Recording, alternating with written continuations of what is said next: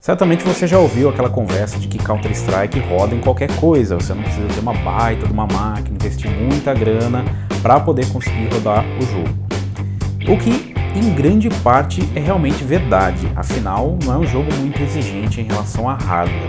Mas para extrair uma boa performance para não atrapalhar o seu desempenho, será que você precisa investir muita grana? E mais, será que o FX realmente consegue levar Counter-Strike? Confira com gente na análise.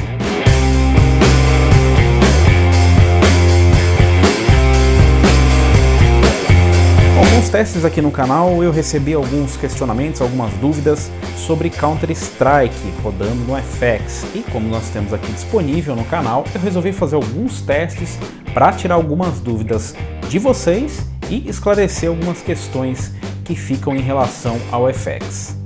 Será que eu consigo extrair 300 FPS do FX? Nossa, vai ter queda?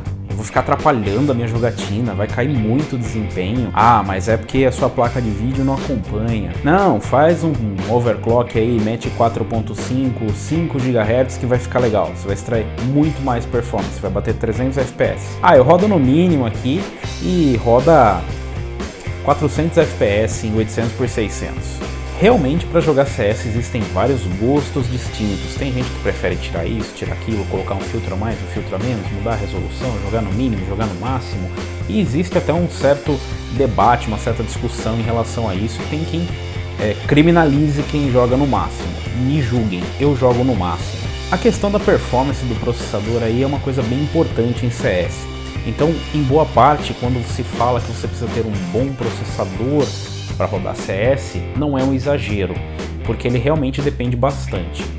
Prova disso é que nos testes nós conseguimos constatar que as placas de vídeo, lembrando que nós utilizamos placas de vídeo de entrada, elas não tiveram praticamente em nenhum momento um uso de 100% ou os famosos 99% de uso da GPU, aquele que fica direto extraindo o máximo de desempenho da placa de vídeo. Isso porque havia uma limitação do CPU, ou na verdade não havia exigência, do próprio game, ele não pede tanta GPU para o jogo, ele é um jogo realmente muito leve. Para os testes nós escolhemos aí a GTX 1050 e a RX 460 de 4 GB, tá? Então são dois modelos de entrada, um com 2 GB, outro com 4 GB, modelos concorrentes aí que são bons modelos, boas escolhas para esportes. E nós fizemos os testes aqui. Dessa vez eu escolhi uma metodologia um pouco diferente. Eu fiz a medição dos FPS, mas eu quero mostrar para vocês e quero que vocês acompanhem aí o gameplay para ver o que realmente vocês sentem. E enquanto vocês dão uma olhada, vai acompanhando os números de desempenho ali do lado e eu vou comentando para vocês quais foram os resultados do desempenho. Com a GTX 1050 em conjunto com o FX 6300 em estoque com um clock de 3.5 GHz e com as configurações de vídeo no alto, nós conseguimos aí no desempenho uma média de 160 FPS. Os picos iam até 200 FPS e nós tínhamos aí algumas quedas entre 90 e 100 FPS. O uso de CPU, como você pode observar, se mantém sempre uma média próxima aos 90% de uso, enquanto que a GPU se mantém uma média entre 50% e 60% de uso. Ainda com FX 6300, mas agora com clock de 4.1 GHz em overclock, nós obtivemos aí uma média também de 160 FPS. As máximas, ou seja, os picos, subiram aí para casa dos 250 FPS, enquanto que as quedas se mantiveram próximas dos 100 FPS. A média de uso de CPU esteve sempre próxima aos 70%, com o uso de GPU próximo aos 70%. Então tivemos aí um aumento do uso de GPU e uma diminuição, ou seja, uma folga no uso de CPU. Agora com o FX 8370 com o clock de 4.5 GHz em overclock, também com a GTX 1050 e as configurações de vídeo no alto, nós tivemos uma média de 180 FPS. As máximas foram aí para casa dos 250 FPS, as quedas foram na casa dos 120 FPS. O uso de CPU se manteve numa média de 70% e o uso da GPU numa média de 80%. Com a RX 460 e o FX 6300 com o clock de 3.5 GHz em estoque e as configurações de vídeo no alto, nós tivemos aí uma média de 120 FPS. As máximas ficaram na casa dos 200 FPS, as mínimas com quedas entre 80 e 90 FPS. O uso de CPU se manteve na média dos 70%, com o uso de GPU oscilando bastante entre 0% e 99%. No clock de 4.1 GHz, nós tivemos uma média de 150 FPS, com os mesmos 200 FPS de máxima.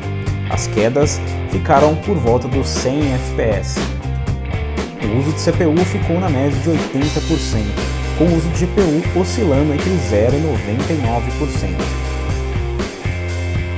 Com o FX 8370 com clock de 4.5 GHz em overclock, a média se manteve na casa dos 160 FPS, com picos de 200 FPS e quedas para 130 FPS. O uso de CPU se manteve na média de 60%, com o uso de GPU na média de 80% e 99%. Diferente da GTX 1050, deu para ver que conseguimos um ganho com o FX 8370, um uso estável com poucas quedas na GPU e oscilações de FPS. Então obtivemos maior estabilidade com clock de 4.5 GHz FX 8370. Agora com os testes no mínimo, nós testamos aqui com a GTX 1050 com tudo no mínimo. Com clock de 4.1 GHz na resolução Full HD 1920 por 1080, a média foi de 180 FPS. Também com clock de 4.1 GHz, mas em 1024 por 768 com tudo no mínimo, a média foi de 190 FPS. Com FX 8370 em 4.5 GHz, tanto em Full HD quanto em 1024 por 768, a média foi algo em torno dos 200 FPS.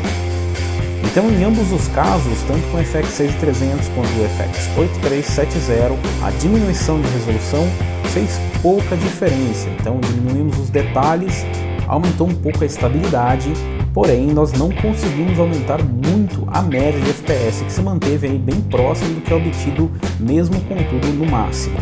Isso porque não existe tanto uso de GPU, mesmo com o jogo com todos os detalhes no máximo.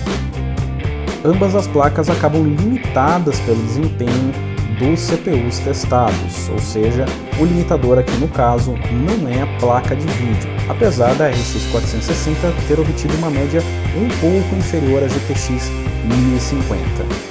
Então, como deu para você notar aí, com todos os testes que nós fizemos, a diferença de desempenho entre os processadores, ela existe, porém ela acaba não sendo pequena, mas eu diria que ela está numa faixa de desempenho ou numa faixa de FPS tão alta que você provavelmente não vai notar, a não ser que você tenha aí realmente uma sensibilidade muito alta em relação ao FPS. Sem dúvida o FPS faz a diferença, mas frame time, ou seja, o tempo de um frame, né, que leva para um frame ser construído, ela é muito mais importante para que você não sinta essas quedas de desempenho sem identificar. Você olha lá, o FPS está no máximo, né, batendo 180, 200, 150 FPS, mas você sente aquela lentidão, né? Isso aí pode ser muito bem o frame time, né? Ou seja, não é apenas a quantidade de FPS. Por isso que muita gente diz, mas aqui em casa eu bato 300 FPS, 250 FPS. Bater 250 FPS não significa que essa é a média de FPS, tá?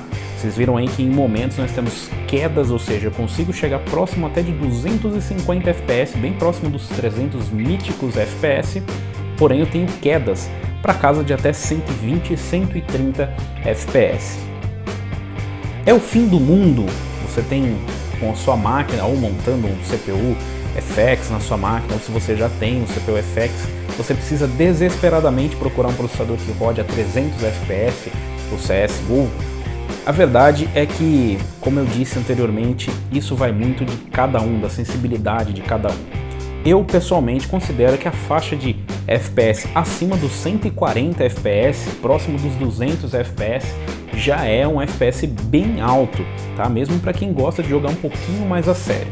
Se você vai jogar competitivo sério mesmo, para valer, que você precisa de todos os FPS que estarão disponíveis aí, que o jogo consegue cuspir na tela, se isso é importante para você, claro, não é uma boa escolha. Você vai ter que procurar aí um CPU que entregue os 300 ou mais FPS. Agora, se você vai jogar um casual e mesmo que você queira levar um pouco mais a sério, é uma ótima taxa de FPS, mas, como eu disse, vai aí da percepção de cada um. Vocês viram que em ambos os processadores testados, no FX 6300 e no FX 8370, que nós aí colocamos até 4.5 GHz, a diferença do overclock na verdade não deu aí um ganho de desempenho tão grande. São coisa de 10 a 20 FPS ali, aumenta um pouquinho a mínima, mas se você não tem a intimidade com o overclock e é só o objetivo rodar CS com mais FPS, não é uma coisa que você deva se preocupar tanto. Ambos os processadores conseguiram boas médias de FPS. O FX 6300, por ser um processador de baixo custo de entrada, entrega uma ótima performance, e o FX 8370 não mostra aí tanta vantagem. Então você fazer um upgrade de CPU só para CS, vocês viram aí que a diferença vai ser, sei lá, na casa dos 20 FPS, tá? Então eu diria que não é um upgrade tão interessante apenas para CSGO. Com o FX 6300 você já vai ter um desempenho muito bom para jogar e se divertir sem ter o prejuízo do desempenho, sem isso estar te atrapalhando, tá? Então não use isso como bengala. Ah, meu processador tá meio mal aqui, não entrega FPS, estou jogando mal. Provavelmente você joga muito mal. Então é isso aí, galera. Espero que esse vídeo tenha te ajudado a tirar algumas dúvidas. Se você tem sugestões para a gente fazer os testes aqui, deixa aí nos comentários. Eu sei que tem muita gente que já veio aqui falar, mas aqui em casa roda diferente. Bom, na nossa bancada foi esse o resultado que nós obtivemos, o que não quer dizer que você não possa ter um desempenho diferente aí por qualquer motivo. Então deixa aí a sua experiência aqui nos comentários, se você tem alguma sugestão para os próximos testes. Lembrando que nós estamos aqui do lado com a bancada Ryzen e nós vamos trazer testes em CSGO com o Ryzen. Eu estou primeiramente com 1500X aqui, ainda tenho 1600X para trazer para vocês e mostrar o desempenho. Beleza, galera? Espero que você tenha gostado do vídeo. Se você gostou, dá um like para dar aquela força. Inscreva-se no nosso canal. Inscreva-se, compartilhe, convide seus amigos para que a gente consiga trazer cada vez mais conteúdo para vocês. Beleza, galera? Eu vou ficando por aqui. Valeu, falou e até a próxima!